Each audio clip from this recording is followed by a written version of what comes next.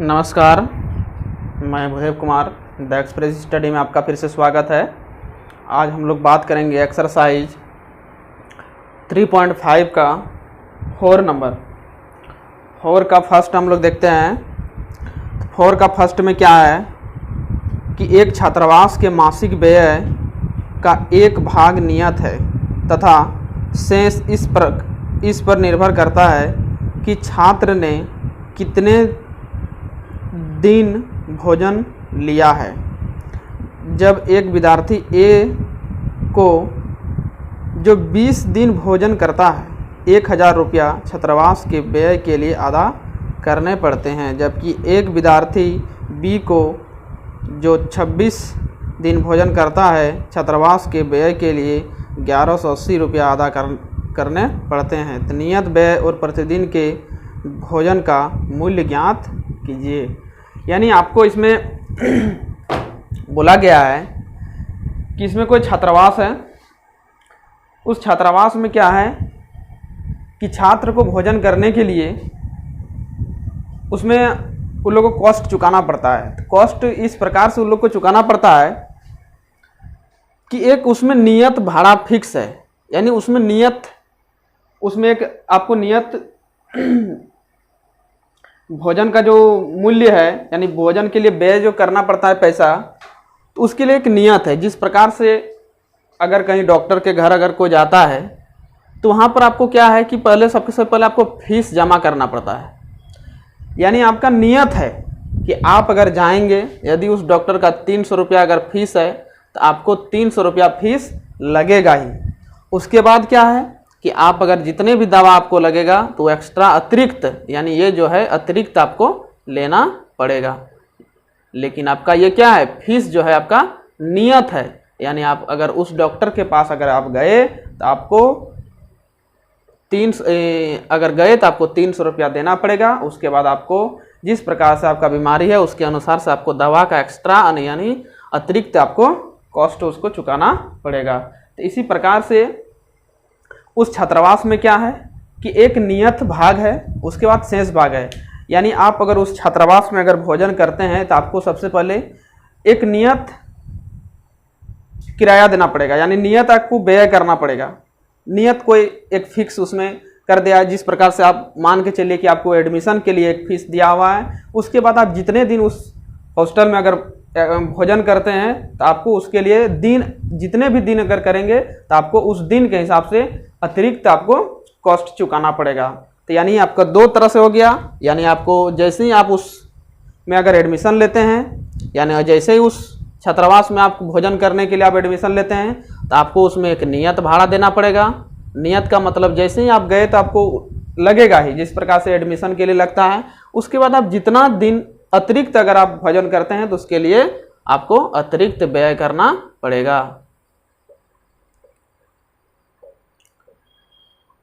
तो इस क्वेश्चन में यही कह रहा है कि नियत व्यय और प्रतिदिन के भोजन का मूल्य ज्ञात कीजिए। चलिए, कोई दिक्कत नहीं है। हमको जो चीज़ निकालने के लिए बोला गया है उसको हम लोग क्या करेंगे, मान लेंगे। निश्चित तौर पर अब बन जाएगा।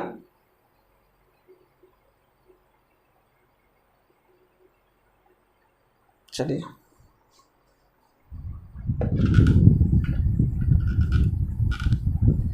आप इतना तो समझ गए कि उसमें एक नियत भाड़ा है और उसके बाद क्या है, अतिरिक्त है।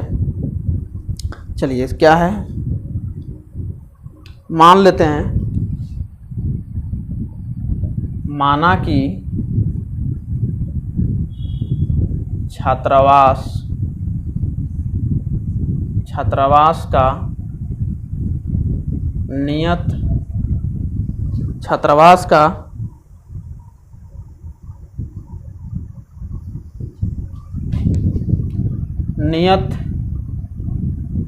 का छात्रावास के भोजन का नियत व्यय बराबर मान लेते हैं कि x रुपया है, यानी आपको x रुपया देना ही पड़ेगा। जिस प्रकार से डॉक्टर के पास अगर जाते हैं तो आपको फीस के तौर पर आपको फिक्स है कि आपको लगेगा ही, चाहे आपको कोई बीमारी है रहे अथवा नहीं रहे। उसके बाद तथा छात्रावास के अतिरिक्त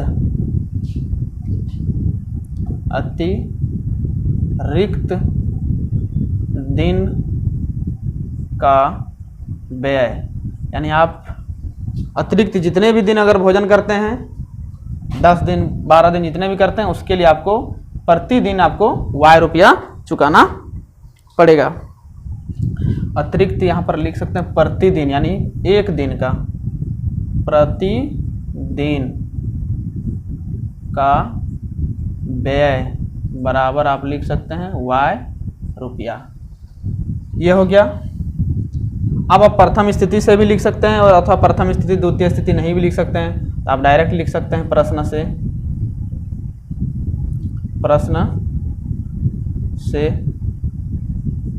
प्रश्न क्या कह रहा है कि पहला कंडीशन में हमको कह रहा है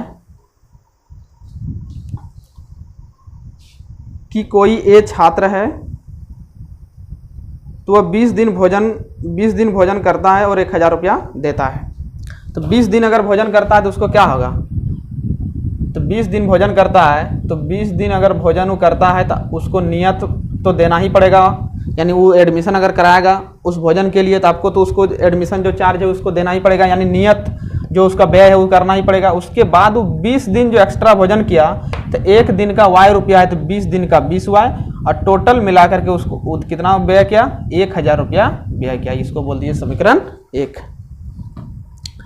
अब दूसरा कंडीशन क्या है कि एक अन्य विद्यार्थी बी 26 दिन भोजन करता है और छात्रावास के लिए 1180 रुपया व्यय करता है।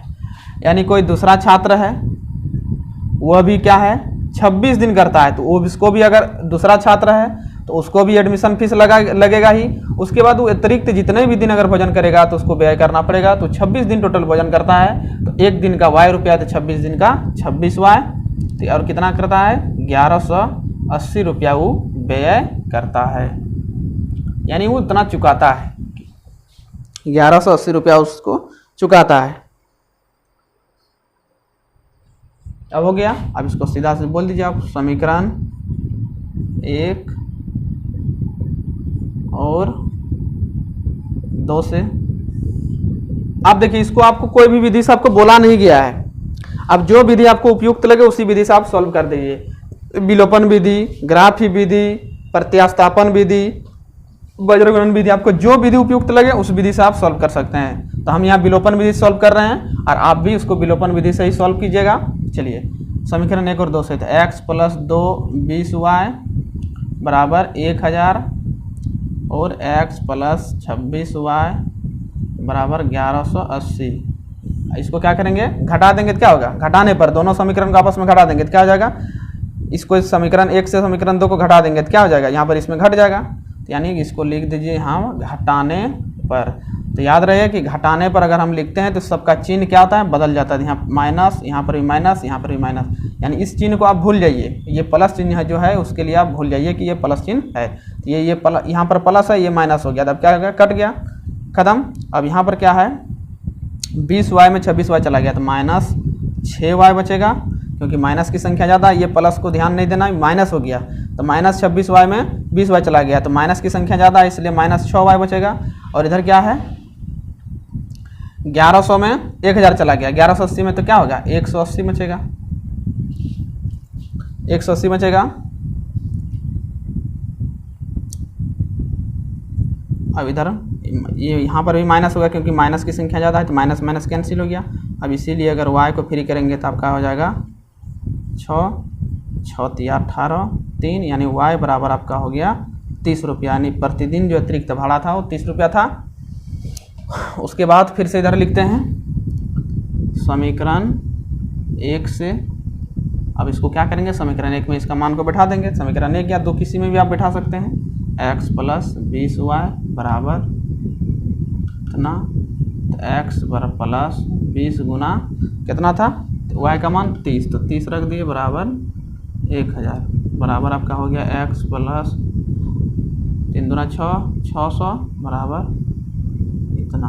तो x बराबर आपका हो गया 1000 माइनस 600 बराबर x बराबर आपका हो गया 400 रुपया।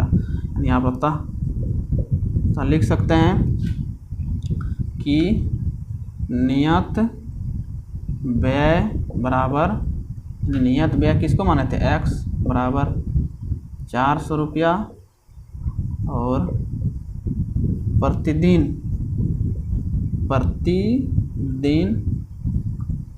अतिरिक्त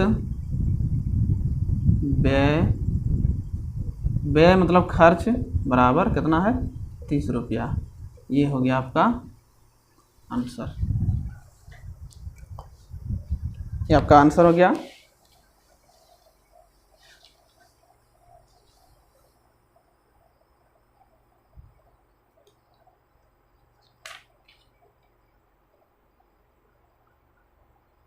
उम्मीद करते हैं कि आप लोग को ये अच्छी तरह से समझ में आ गया होगा। चलते हैं अगले प्रश्न की ओर।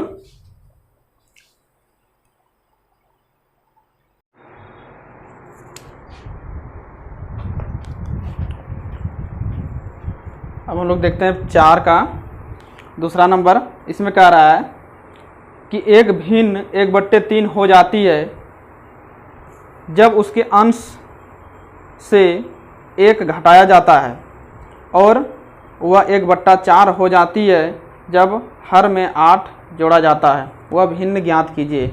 ये इस प्रकार का सवाल जो है प्रत्येक साल एक क्वेश्चन पूछा जाता है, इसलिए इस क्वेश्चन को आप देखिए, बहुत इजी क्वेश्चन है। देखिए क्या बोल रहा है, एक भिन्न, इस प्रकार का सवाल सभी चैप्टर में हम लोग, सभी एक्सरसाइज में भी हम लोग देख चुके हैं। एक भिन्न 1/3 हो जाती है, उसके अंश में 1 घटाया जाता है, और 1/4 हो जाती है जब उसके 8 हर में 8 जोड़ा जाता है। तो इसको क्या करेंगे, अंश और हर मान लेंगे। इस प्रकार का हम लोग सवाल, बहुत सारा सवाल को देख चुके हैं। तो मान लेते हैं, माना कि भिन्न का अंश, क्योंकि कोई भी भिन्न में अंश और हर होता है, मान लिया कि अंश जो है वह x है और तथा भिन्न का हर क्या मान लिए, y मान लिए। अब हम प्रथम स्थिति द्वितीय स्थिति भी लिख सकते हैं, नहीं तो डायरेक्ट लिख दीजिए प्रश्न से लिख दिए। अब हमको क्या बोल रहा है, पहला कंडीशन में बोल रहा है एक भिन्न 1/3 हो जाती है कब, जब उसके अंश से 1 घटाया जाता है। यानी अंश में, अब भिन्न लिख लेते हैं, अभिष्ट भिन्न अथवा भिन्न लिखते हैं, सिर्फ भिन्न बराबर, इसीलिए भिन्न क्या होगा, x/y हो जाएगा। अब हमको प्रश्न से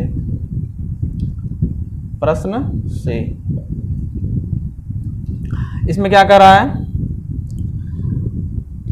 कि पहला कंडीशन कह रहा है कि 1/3 हो जाती है, उसके अंश में 1 घटाया जाता है। तो उसके अंश में, तो x/y है, तो इसमें क्या करते हैं, अंश में 1 घटा देते हैं, तो क्या होता है, बोल रहा है 1/3 हो जाती है। चलिए कोई दिक्कत नहीं है। बोल रहा है कि यदि उसके अंश में 1 घटा दिया जाए तो 1/3 हो जाती है। तो उसका अंश में 1 घटा दिए, अब y में कुछ नहीं बोला है तो y वैसे ही छोड़ दिए, तो कितना हो जाता है, 1/3 हो जाता है। अब इसको सॉल्व कर दीजिए तो कितना हो जाएगा, इसको डायरेक्ट यहाँ गुना करते हैं, 3x - 3 बराबर y। तो यहाँ हो जाएगा 3x - y बराबर 3। इसको 3 को उधर ले गए, y को उधर ले आए, समीकरण फर्स्ट। अब फिर से पुनः दूसरा कंडीशन क्या कह रहा है, दूसरा कंडीशन कह रहा है कि 1/4 हो जाती है जब हर में 8 जोड़ दिया जाता है। यानी उस भिन्न में क्या करते हैं, हर में जब 8 जोड़ दिया जाता है तो क्या हो जाता है, 1/4 हो जाती है। यानी वो भिन्न क्या बदल के हो जाता है, 1/4 हो जाती है। अब इसको सॉल्व कर दीजिए, 4 यहाँ गुना होगा तो क्या हो जाएगा, 4x बराबर, ये यहाँ गुना होगा तो क्या होगा, y + 8, तो क्या हो जाएगा 4x - y बराबर 8। इसको बोल दीजिए समीकरण 2। अब हम क्या करेंगे, लिखते हैं समीकरण 1 और 2 से। समीकरण 1 और 2 से। समीकरण 1 क्या है, 3x माइनस वाई बराबर 3 और समीकरण 2 क्या है 4x माइनस वाई बराबर 8। तो विलोपन विधि में क्या है, कोई एक टर्म को हमको क्या करना होगा, बराबर करना होगा। तो आप यहाँ देख सकते हैं कि y जो है मेरा ऑलरेडी पहले से बराबर है, तो हमको इसमें बराबर करने की आवश्यकता नहीं है, उसमें हम गुना और भाग नहीं करेंगे। तो क्या हो जाएगा इसमें, तो इसको हम लिख सकते हैं, इसमें देखिए यहाँ पर भी दोनों का चिन्ह जो है समान है। तो अगर दोनों में अगर प्लस रहे अथवा दोनों में माइनस रहे तो हमेशा हमको क्या करना पड़ेगा, घटाना पड़ेगा। जब हम इसको घटा देंगे, यहाँ लिखते हैं घटाने पर, जब घटाने पर हम लिख देते हैं तो यहाँ पर चिन्ह बदल जाएगा, माइनस, यहाँ पर प्लस, यहाँ पर भी माइनस। हम इसलिए घटाने पर लिखें क्योंकि जब तक यहाँ पर अगर माइनस और माइनस करेंगे तो कटेगा नहीं, ये क्या होगा, जुट जाएगा। अब इसको घटाने पर लिख दिए, क्या हो गया, चिन्ह बदल जाएगा, चिन्ह बदल जाएगा, यहाँ प्लस हो गया, ये माइनस, यहाँ इस प्लस को क्या करेगा, काट देगा। अब यहाँ कितना हो गया, माइनस 4x में 3x गया तो क्या हो जाएगा, यानी माइनस की संख्या ज़्यादा है तो 1x बन जाएगा माइनस में, और यहाँ पर माइनस में 8 है, माइनस 8 में 3 चला गया, कितना होगा, माइनस 5, यानी x बराबर कितना बचा, 5। अब लिखते हैं समीकरण 1 से, समीकरण 1 से, समीकरण 1 से, समीकरण 1 क्या है, 3x माइनस वाई बराबर 3। तो x का मान 5 है तो 3 गुना यहाँ 5 माइनस वाई बराबर 3, तो 5 दिया 15 माइनस वाई बराबर 3, कितना हो गया, माइनस वाई बराबर 3 माइनस 15, तो ये हो जाएगा माइनस वाई बराबर माइनस 12, माइनस माइनस कैंसिल, तो वाई बराबर आपका हो गया 12। अब यहाँ तक लिख सकते हैं अभिष्ट, अभिष्ट भिन्न, अभिष्ट भिन्न, हमको भिन्न बोला था तो भिन्न क्यों, क्या मान है, x बटे वाई, तो x का मान बैठा दीजिए, x का मान 5 और y का मान 12, ये हो गया आपका आंसर, ये हो गया आपका आंसर 5 बटे 12। अब चलिए अब तीसरा नंबर की ओर चलते हैं, 3 नंबर। चलिए 3 नंबर क्या कह रहा है 3 नंबर कह रहा है कि यश ने एक टेस्ट में 40 अंक अर्जित किए। यश कोई स्टूडेंट विद्यार्थी का नाम है और ये क्या करता है, कोई टेस्ट देता है, उस टेस्ट में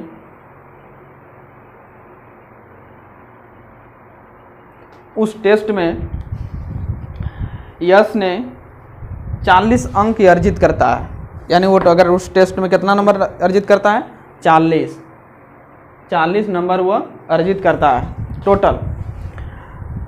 जब उसे प्रत्येक सही उत्तर पर 3 अंक मिले तथा अशुद्ध उत्तर पर 1 अंक की कटौती की गई, यानी अगर वो सही करता है, अगर वो सही उत्तर अगर देता है तो उसके लिए 3 नंबर मिलता है, और वह गलत उत्तर अशुद्ध उत्तर देता है तो उसके लिए जो सही है उसमें से 1 नंबर उसका माइनस हो जाता है।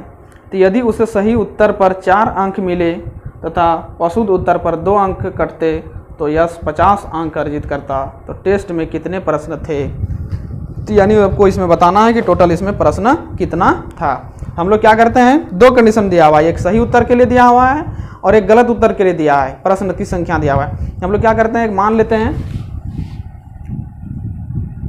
माना कि सही उत्तर के प्रश्नों की संख्या, मान लेते हैं उस सही उत्तर जो दिया उसका प्रश्नों की संख्या जो था हमको पता नहीं है, क्या करेंगे, x मान लेते हैं कि x तो जो था वह सही उत्तर दिया, उसके बाद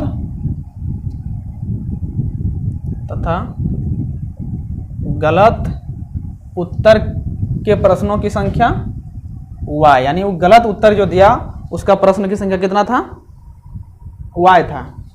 अब हम लोग लिखते हैं प्रश्न से, हमको प्रश्न से क्या कह रहा है, अगर मान लीजिए आप कोई सही उत्तर, अगर कोई प्रश्न का सही जवाब देते हैं और उस पर सही जवाब अगर देने पर आपको अगर 3 नंबर मिलता है, अगर मान लिया आप 10 सही प्रश्न का जवाब देते हैं, आपको कितना नंबर मिलना चाहिए, आपको 30 नंबर मिलना चाहिए। 30 नंबर कैसे आया, यानी 10 से उसको क्या किए, एक प्रश्न का जितना नंबर उससे हम लोग मल्टीप्लाई कर देते, कितना हो गया, 30 है, यानी गुना कर दिए। उसी प्रकार से हमको यहाँ पर दिया हुआ है, हम लोग प्रश्न से पहला कंडीशन हम लोग लिखते हैं। पहला कंडीशन क्या दिया हुआ है कि यश ने एक टेस्ट में 40 अंक अर्जित करते हैं, यानी टोटल उसका 40 नंबर आता है। कब? जब उसे सही उत्तर पर 3 अंक तथा अशुद्ध उत्तर पर 1 अंक की कटौती की जाती है। कटौती का मतलब अगर टोटल जितना अगर आप मान लिए जाए कि 3 नंबर अगर लाते हैं, 3 प्रश्न का सही उत्तर देते हैं और मान लेते हैं कि आप सही प्रश्न का जवाब देते हैं तो आपको सही प्रश्न का जवाब के लिए 2 नंबर, और गलत अगर जवाब देते हैं तो मान लेते हैं कि उसको 1 नंबर आपको कट रहा है। तो अगर आप 5 प्रश्न का जवाब दिए, 5 प्रश्न का सही जवाब दिए और 2 प्रश्न का गलत जवाब दिए, तो 5 प्रश्न का सही जवाब दिए, इसका मतलब आपको 5 नंबर तो आपको मिलेगा, 5 प्रश्न का 2-2 नंबर मिलेगा। लेकिन ये गलत जवाब के लिए आपका 2 नंबर कट जाएगा, यानी 2 प्रश्न आप गलत जवाब दिए तो माइनस हो जाएगा। आपका टोटल जितना नंबर लाए उसमें से आपका क्या होगा, वो माइनस हो जाएगा। इसी को कहते हैं नेगेटिव मार्किंग। तो ये हो जाएगा 2 गुना 1, यानी आपका टोटल 10 नंबर लाए, उसमें से आपको 2 नंबर और माइनस कर दिया। क्यों? क्योंकि आप 2 प्रश्न गलत जवाब दिया और 2 प्रश्न के लिए आपको 2 नंबर की माइनस कर दिया, आपको 8 नंबर मिलेगा। यानी आप सही जो किए उसमें से आपको माइनस हो जाएगा। तो उसी प्रकार से यहाँ पर पहला कंडीशन दिया हुआ है कि वो 40 नंबर अंक अर्जित करता है जब उसे सही प्रश्न का उत्तर पर 3 अंक मिलता है और अशुद्ध पर 1 अंक। यानी सही प्रश्नों की संख्या कितना है, x है, और उसको प्रत्येक सही उत्तर के लिए आपको उसको कितना मिला, 3। तो x तो सही जवाब दिया, प्रश्न की संख्या x है, तो यानी x प्रश्न जो क्या किया, सही जवाब दिया, और प्रत्येक सही उत्तर के लिए उसको कितना मिला, 3। तो यानी कितना हो जाएगा 3x, और गलत किया तो उसको क्या हो जाएगा, नंबर माइनस हो जाएगा। तो माइनस होगा कितना, अशुद्ध उत्तर पर 1 अंक की कटौती करता है, 1 अंक कटेगा। प्रश्न की संख्या कितना है, 1, y है, गलत प्रश्न का संख्या y है, तो 1 को y से गुना करेंगे तो यही होगा, और टोटल उसको नंबर मिला कितना, 40। इसको बोल दीजिए समीकरण फर्स्ट। अब समीकरण सेकंड में क्या कर रहा है कि 4 अंक सही उत्तर पर, फिर से दूसरा कंडीशन दिया हुआ है कि 4 अंक जो है वो सही उत्तर पर मिलता है। तो टोटल उसका सही उत्तर का प्रश्न की संख्या x है, तो 4 तो सही दिया, तो 4x माइनस गलत दिया, तो गलत कितना दिया, 2 अंक कट, अशुद्ध उत्तर के लिए 2 अंक कटते हैं। अशुद्ध की प्रश्न की संख्या कितना है, y है, तो यानी 2y, और टोटल मिला करके उसको माइनस करके उसको नंबर मिलता है 50। ये हो गया 50 हो गया। आप यहाँ पर देख सकते हैं कि यहाँ दोनों में 2 जो है कॉमन है, तो आप यहाँ लिख सकते हैं 2 नॉट इक्वल टू 0, यानी 2 सबसे भाग देने पर तो यहाँ पर 2x माइनस यहाँ पर y हो जाएगा और यहाँ पर 25 हो जाएगा। अब इसको बोल दीजिए समीकरण सेकंड। आप यहाँ पर अब समीकरण 1 और 2 से कर सकते हैं विलोपन विधि से। तो क्या होगा, 3x माइनस वाई बराबर 40, और ये आपका हो जाएगा 2x माइनस वाई बराबर 25। तो इसमें भी आप देख सकते हैं कि y का जो टर्म है आपका बराबर है, तो इसको भी कर दीजिए घटाने पर। जब समान चिन्ह रहे दोनों में तब घटाने पर लिख दीजिए। यहाँ पर क्या हो जाएगा प्लस, यहाँ पर माइनस, ये कट जाएगा, यहाँ पर माइनस हो जाएगा, तो कितना होगा, x बचेगा, 3 में 2 चला गया तो x बचेगा बराबर, यहाँ 40 में 25 चला गया, कितना होगा 15 बचेगा, x बराबर 15 हो गया। आप लिखते हैं समीकरण 1 से। समीकरण 1 में इसको x का मान रख देंगे। समीकरण 1 क्या है, 3x मतलब x की जगह 15 बैठा देते हैं, माइनस वाई बराबर 40। तो ये हो जाएगा 15 45 माइनस वाई बराबर 40। तब का ये क्या हो जाएगा, तो माइनस वाई बराबर हो जाएगा 40 माइनस 45, इधर लिख देते हैं। तो माइनस वाई बराबर -5, तो माइनस माइनस कैंसिल, ये वाई बराबर आपका हो गया 5। अब हमको क्या बोला है, सही उत्तर और गलत उत्तर नहीं बोला है, हमको बोला है कि टोटल प्रश्न कितना था। तो टोटल यानी उसका सही उत्तर के प्रश्नों की संख्या कितना, x माना है, तो कैठो निकला, x की संख्या 15, यानी वो टोटल सही उत्तर 15 क्वेश्चन दिया था, और गलत किसको माने, y को, तो y बराबर 5, यानी लिख सकते हैं अतः कुल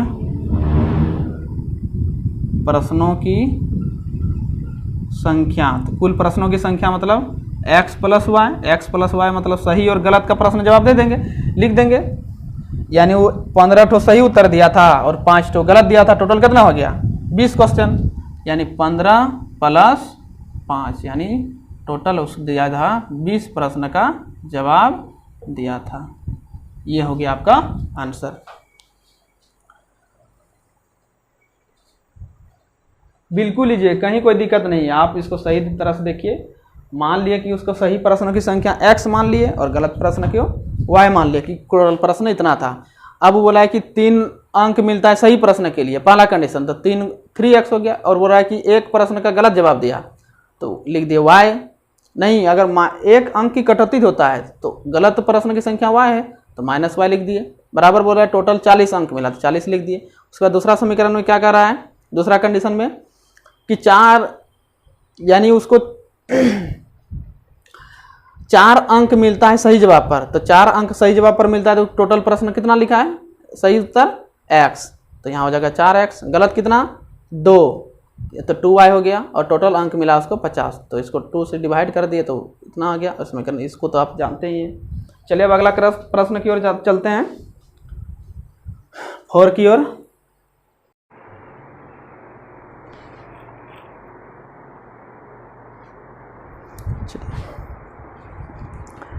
चौथा नंबर क्वेश्चन कह रहा है कि एक राजमार्ग पर 2 स्थान ए और बी 100 किलोमीटर की दूरी पर स्थित है।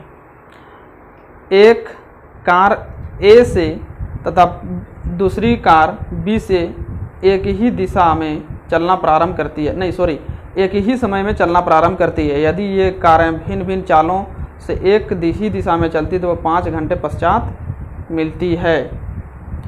तो दोनों कारों की चाल ज्ञात कीजिए।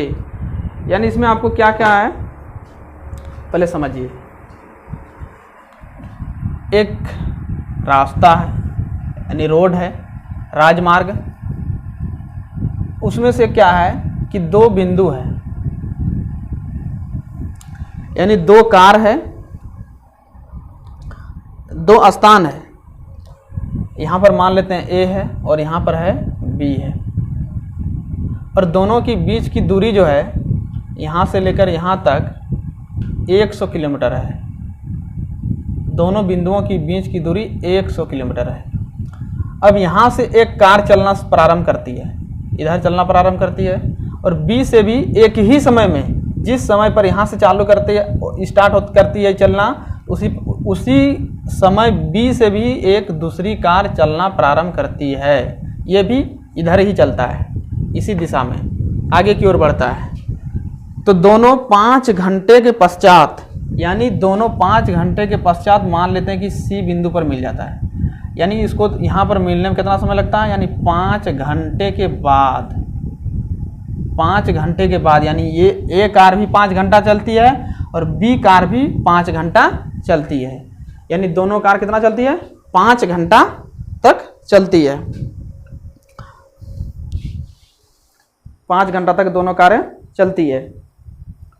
5 घंटा तक लगातार चलते रहते, तब जाकर के ये क्या होता है कि C बिंदु पर A कार, ये भी चलते आती है, C पर वही भी चलते रहता है, लेकिन A कार थोड़ा सा तेज गति से जब चलता है तो क्या करता है, ये इसको B को पीछा करके C के बिंदु पर, यानी एक बिंदु पर दोनों कार आपस में मिल जाती है।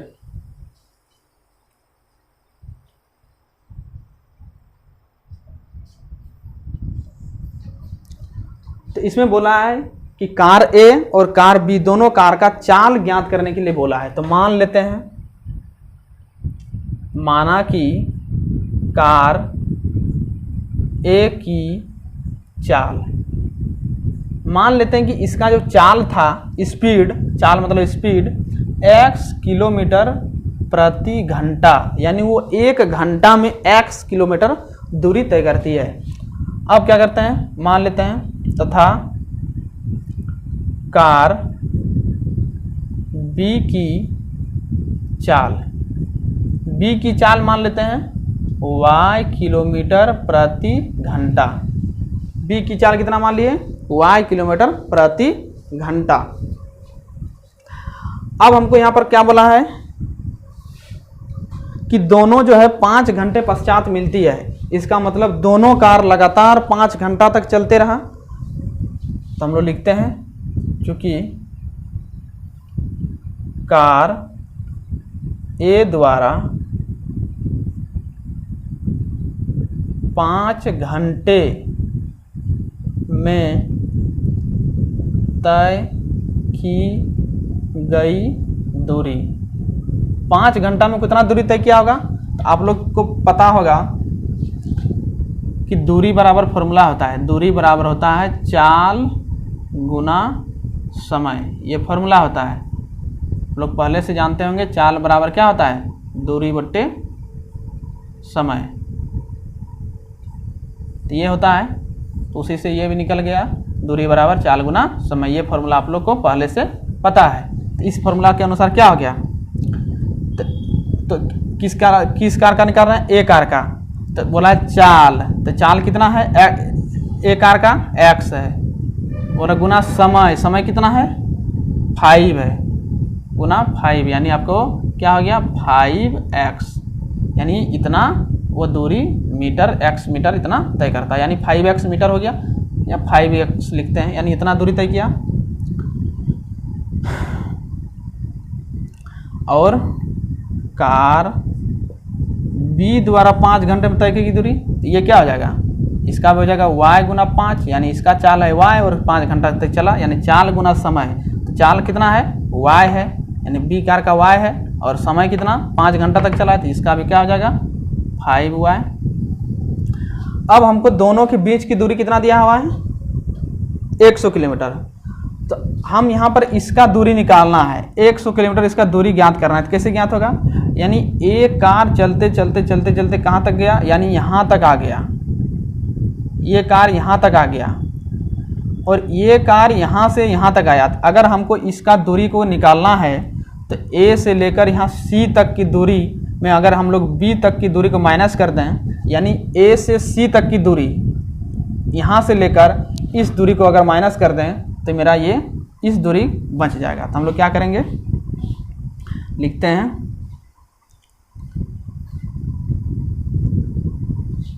चूँकि यानी इसमें, यानी इसका दूरी, यानी यहाँ से लेकर यहाँ तक की दूरी, तो A कितना दूरी तय किया? A द्वारा तय की दूरी कितना है? 5x, यानी 5x माइनस इसका दूरी, यानी B से C यहाँ तक का दूरी कितना तय किया? ये 5y तय किया। और दोनों के अगर दूरी निकालेंगे कितना होगा इसमें, यानी यहाँ से लेकर यहाँ तक का दूरी में इतना माइनस कर देंगे तो मेरा 100 किलोमीटर बचेगा। 100 किलोमीटर, किलोमीटर नहीं लिखते हैं। अब देखिए दोनों 5 से डिवाइड हो जाएगा, तो इसलिए 5 नॉट इक्वल टू 0, तो यहाँ पर क्या हो जाएगा? x माइनस वाई बराबर 100, समीकरण 1। ये बोल दिया। अब देखिए, अब दूसरा कंडीशन क्या दिया हुआ है? दूसरा कंडीशन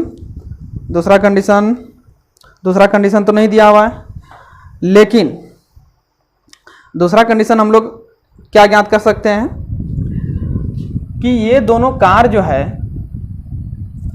ये दोनों कार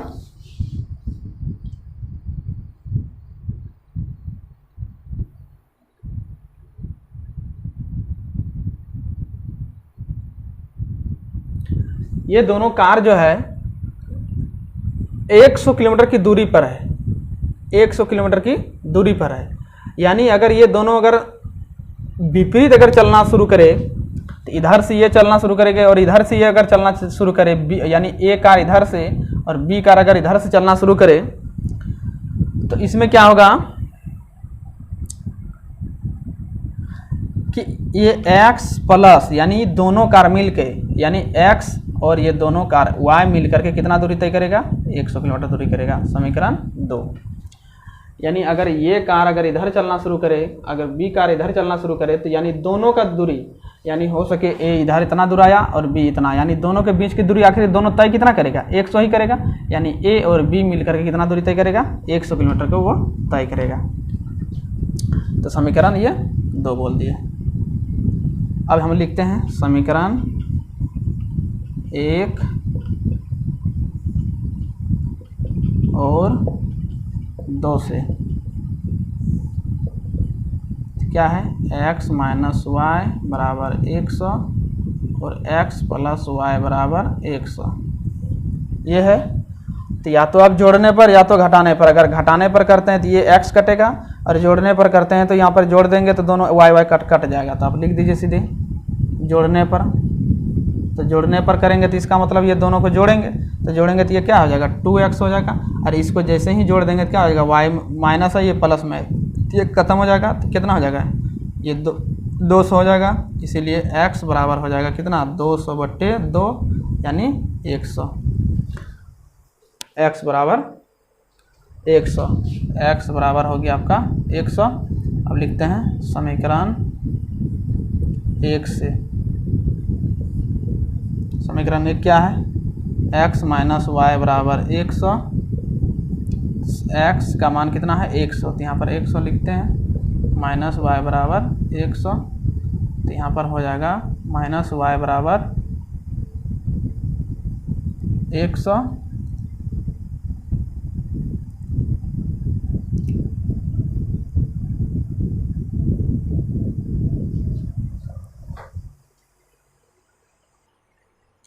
सॉरी गलती यहाँ पर देखिए, यहाँ पर 5 से अगर डिवाइड किया तो यहाँ पर 20 शेष रहेगा ना, तो यहाँ पर भी आपका 20 होगा, बाय मिस्टेक हो गया था। तो यहाँ पर कितना हो जाएगा, ये हो जाएगा 2x बराबर यहाँ पर हो जाएगा यानी 120 हो जाएगा। तो ये आपका x बराबर कितना हो जाएगा, x बराबर 120/2 यानी ये 60 हो जाएगा। x बराबर 60 हो जाएगा यहाँ पर, x बराबर ये 60। तो समीकरण 1 यहाँ क्या है 20 है, तो यहाँ पर भी हो जाएगा। तो 100 माइनस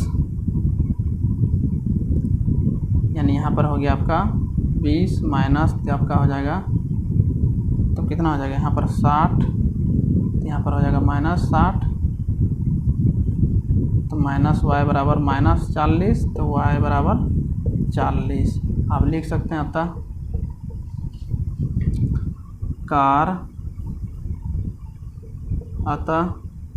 ए की चाल x बराबर कितना, x का मान कितना निकला 60 यानी 60 किलोमीटर प्रति घंटा, और b की चाल y बराबर आपका हो गया 40 किलोमीटर प्रति घंटा। ये हो गया आपका आंसर। ये क्वेश्चन थोड़ा सा डिफ़िकल्ट है, तो थोड़ा सा आप लोग को ध्यान देना है, और ध्यान देकर आप बनाइए, तो आप निश्चित तौर पर आप सही आप इसको सॉल्व कर पाएंगे। चलिए अब अगला प्रश्न की ओर चलते हैं।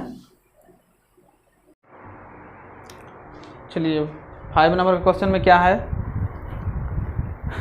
कि एक आयत का क्षेत्रफल 9 वर्ग इकाई कम हो जाता है यदि उसकी लंबाई 5 इकाई कम कर दी जाए और चौड़ाई 3 इकाई बढ़ा दी जाए। यदि हम लंबाई को 3 इकाई और चौड़ाई को 2 इकाई बढ़ा दें तो क्षेत्रफल 67 वर्ग इकाई बढ़ जाता है।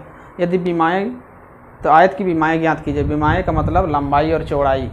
तो यानी आपको यहाँ देखिए क्या, देखिए 5 नंबर में क्या है 5 नंबर में वीडियो रुक जाने के कारण से आगे निकल गया, तो आपको पुनः समझा देते हैं। इसको क्या किया, मान लिए कि माना कि आयत की लंबाई x इकाई और चौड़ाई मान लिए y इकाई। उसमें बोला है कि हमको बीमा ज्ञात करना है। तो बीमा का मतलब होता है कि लंबाई और चौड़ाई आपको उसको ज्ञात करना है। तो उसका क्षेत्रफल क्या हो जाएगा, जब उसका आयत का लंबाई x है और चौड़ाई y है, तो क्षेत्रफल अगर हम लोग निकालेंगे तो क्या हो जाएगा xy हो जाएगा, यानी क्षेत्रफल बराबर होता है लंबाई गुना चौड़ाई। ये तो आप लोग पहले से जानते हैं। ये हो गया। अब हमको पहला क्वेश्चन क्या कह रहा है कि यदि, अब देखिए कंडीशन हमको क्या कह रहा है कि बोला है कि यदि उसकी लंबाई में अगर 5 इकाई, यानी उसका बोला है कि क्षेत्रफल 9 इकाई कम हो जाता है। कब, तो बोल रहा है कि यदि उसका लंबाई में 5 इकाई घटा दिया जाता है लंबाई में, तो यानी लंबाई x माने तो उसमें से हम 5 घटा दिए, और बोला है चौड़ाई में अगर 3 इकाई बढ़ा दी जाए, यानी चौड़ाई में 3 इकाई मतलब y + 3 हो जाएगा। तो बोल रहा है कि उसका क्षेत्रफल में भी परिवर्तन हो जाता है। तो क्षेत्रफल में परिवर्तन हो जाता है, तो क्षेत्रफल मेरा क्या था एक्स वाई है तो एक्स वाई में क्या हो जाएगा, उसमें बोल रहा है कि 9 इकाई कम हो जाता है, तो 9 इकाई कम हो गया। जिस प्रकार से हम लोग अगर मान लेते हैं कि एक आयत है, इसका अगर लंबाई चौड़ाई 5 है और लंबाई 10 है, तो इसका क्षेत्रफल कितना हो जाएगा, 50 हो जाएगा। लेकिन अगर इसका हम लंबाई और चौड़ाई घटा दें, अगर लंबाई हम घटा करके अगर 8 कर दें और चौड़ाई अगर 4 कर दें, तो इसका क्षेत्रफल में भी परिवर्तन हो जाएगा। कितना, 8 चौके 32, यानी यहाँ 50 था तो यहाँ क्या हो गया, 32 हो गया। उसी प्रकार से इसमें भी कह रहा है कि यदि उसका लंबाई और चौड़ाई में अगर परिवर्तन किया जाए तो उसका क्षेत्रफल में भी परिवर्तन हो जाता है। किस में, ओरिजिनल में, यानी मूल परिवर्तन है, यानी मूल क्या है, एक्स वाई है, तो उसमें से बोल रहा है कि परिवर्तन हो जाता है। तो उसमें क्या है मेरा, एक्स वाई है, तो उसमें से 9 इकाई कम हो गया। अब देखिए इसको गुना कर दिए, एक्स इसको गुना कर दिए, एक्स वाई हो गया, और फिर एक्स को 3 से गुना किए 3x हो गया। फिर अब इसको 5 को गुना किए, -5 को y से गुना किए तो -5y, इसको फिर गुना किए तो 5 या 15 माइनस में हो गया, माइनस है तो यहाँ पर माइनस हो जाएगा, माइनस प्लस ये माइनस हो गया, और फिर प्लस यहाँ एक्स वाई है तो यहाँ तो रहेगा ही। अब यहाँ क्या है, एक्स वाई और यहाँ पर भी एक्स वाई, तो ये दोनों अगर सेम चिन्ह में अगर रहता है दोनों कट जाता है, तो कट गया।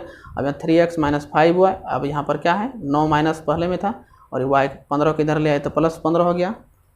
अब यहाँ क्या है 3x - 5y बराबर समीकरण 1। अब यही चीज़ दूसरा समीकरण में क्या बोला है, दूसरा समीकरण में बोला है कि 67 वर्ग इकाई बढ़ जाता है। कब, यदि उसका बोला है कि लंबाई में और चौड़ाई में अगर 2 इकाई बढ़ा दिया जाए, लंबाई में 3 इकाई और चौड़ाई में 2 इकाई बढ़ा दिया जाए तो उसका 67 वर्ग इकाई क्षेत्रफल में बढ़ जाता है। यानी पहले जो क्षेत्रफल था उसमें से 67 इकाई बढ़ जाता है। तो पहले क्या था, एक्स वाई था, उसमें से 67 इकाई बढ़ गया। तो इसमें भी इसी प्रकार से गुना कर दिए, एक्स वाई हो गया, इसको फिर यहाँ इससे गुना किया तो 2xy, इसको फिर गुना किया 3y हुआ, फिर इसको 3 दूना 6 हो गया, एक्स वाई कट गया। अब यहाँ पर क्या हो गया 2x + 3y, 67 - 6 तो 2x + 3y - 61, ये हो गया समीकरण 2। समीकरण 1 और 2 से जब किए तो ये हो गया, तो 3x - 5y बराबर 6, तो 2x + 3y इतना हो गया, समीकरण 1 और 2 से लिख दिए। अब क्या किए, इसको घटाने पर, तो घटाने पर करने से क्या, देखिए इसमें दोनों में हमको देखिए बराबर एक भी नहीं है, तो हमको बराबर करना पड़ेगा। तो बराबर करना पड़ेगा क्या, एक्स टर्म को अगर बराबर करना चाहते हैं तो इसका गुना, एक्स का गुणांक को उल्टा पुल्टा गुना कर दिए, उलट पुलट करके, यानी एक्स का गुणांक इसका समीकरण 1 में गुना कर दिया, समीकरण 1 वाला 2 में गुना कर दिया। यहाँ इसका 3 था तो यहाँ 3 गुना कर दिए, यहाँ 2 था तो यहाँ कर दिए, बराबर हो गया। इसको गुना किया 3 दूना 6 हो गया, यहाँ 5 दूना 10 हो गया, इसको 6 दूना 12 हो गया। यहाँ पर कितना हो गया 3 दूना 6, 3 तिया 9 और यहाँ 61 या 183, इसको कटा दिए, घट गया तो 171 बचा, 19 9 143। अब हम लोग क्या करेंगे, समीकरण 1 से करेंगे, समीकरण 1 से, समीकरण 1 से इधर मिटा देते हैं।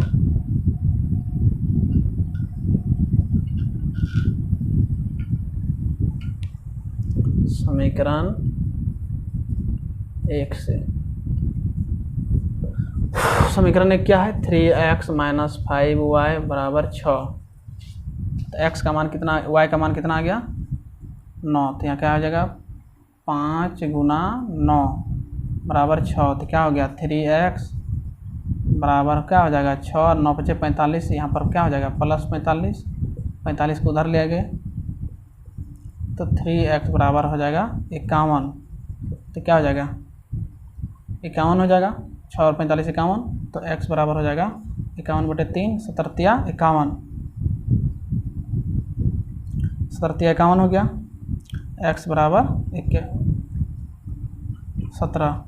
अब यहाँ लिख सकते हैं अतः लंबाई बराबर, यानी x बराबर लिख सकते हैं 17 इकाई, क्योंकि इसमें लंबाई मीटर वगैरह नहीं दिया हुआ है तो इकाई लिख दीजिए, और चौड़ाई बराबर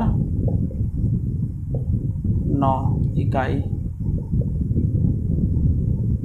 ये हो गया आपका आंसर।